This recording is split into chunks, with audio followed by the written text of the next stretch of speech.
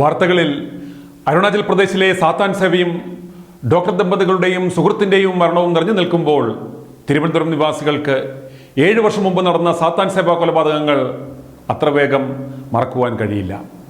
തുരുമ്പെടുത്ത ഗേറ്റും ഒരാൾ പൊക്കത്തിൽ കാട് പിടിച്ച് കിടക്കുന്ന നന്തങ്കോട് ബെയിൻസ് കോമ്പൗണ്ടിലെ കോടികൾ വിലമതിക്കുന്ന NBCR 117 നമ്പർ വീടിന് മുന്നിലെത്തിയാൽ ഇന്ന് പകൽ പോലും ആളുകൾ വിറയ്ക്കും. 2017 ഇതുപോലൊരു ഏപ്രിൽ മാസം 5-ാം തീയതിയാണ് മനുഷ്യ മനസാക്ഷിയെ ഞെട്ടിച്ച 4 കൊലപാതകങ്ങൾ തിരുവനന്തപുരം നഗരത്തിൻ്റെ ഹൃദയഭാഗത്തിൽ നടന്നത്. ഈ കാണുന്നത് ക്ലിഫ് ഹൗസിലേക്ക് പോകുന്ന വഴിയാണ്.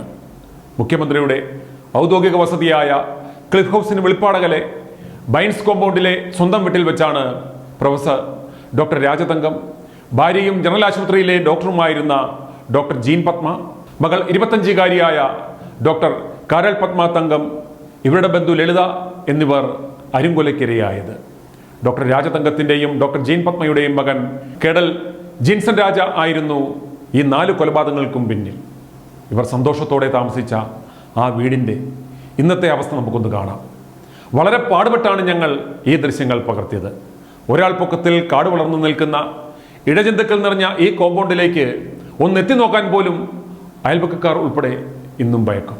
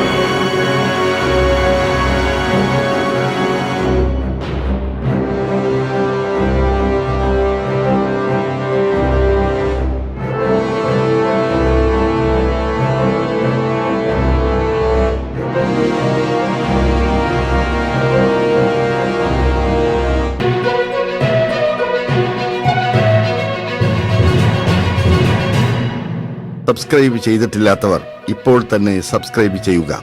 നോട്ടിഫിക്കേഷൻ ലഭിക്കുവാൻ ബെൽ ബട്ടണും അമർത്തുക.